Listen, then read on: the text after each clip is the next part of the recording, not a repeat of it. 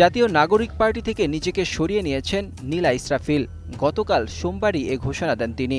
এরপর দলটির সদস্য সচিব আক্তার হোসেন গণমাধ্যমকে বলেন, নীলা ইসরাফিল এনসিপির কেউ নয়, তবে সে নাগরিক কমিটিতে ছিল।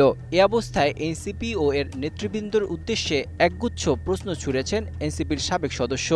নিজের ভেরিফাইড ফেসবুকে এক পোস্টে এ প্রশ্ন করেন নীলা।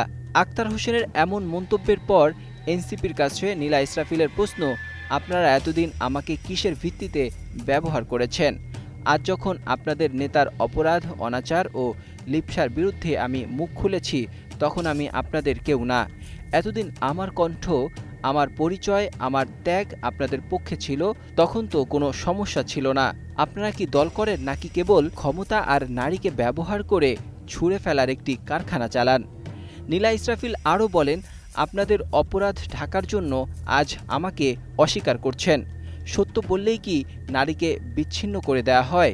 এটাই কি আমাদের নৈতিকতা?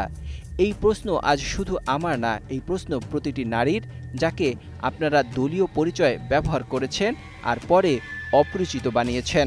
জাতীয় নাগরিক পার্টি আজ আমাকে অস্বীকার করছে, কিন্তু প্রশ্ন থেকে যায়, আপনারা কি আমাকে সত্যিই কখনো অন্তর্ভুক্ত করেছিলেন নাকি কেবল নিজেদের স্বার্থে ব্যবহার করতেন? তিনি বলেন, আমার কণ্ঠ যখন আপনাদের পক্ষে ছিল, তখন তো আমাদের নেত্রী আমাদের শক্তি বলে গলা ফাটাতেন। এখন যখন আমি অন্যায়ের বিরুদ্ধে মুখ খুলেছি, তখন সে তো আমাদের কেউ না। এটা কি কোনো রাজনৈতিক দলের মূল্যবোধ, নাকি এটি প্রমাণ করে যে দল নয়, আপনারা ব্যক্তি রক্ষায় ব্যস্ত? জনগণ দেখছে, বুঝছে এবং প্রশ্ন করছে, এই দল কি আদৌ জনগণের ন্যায় ও নৈতিকতার প্রতিনিধিত্ব করে?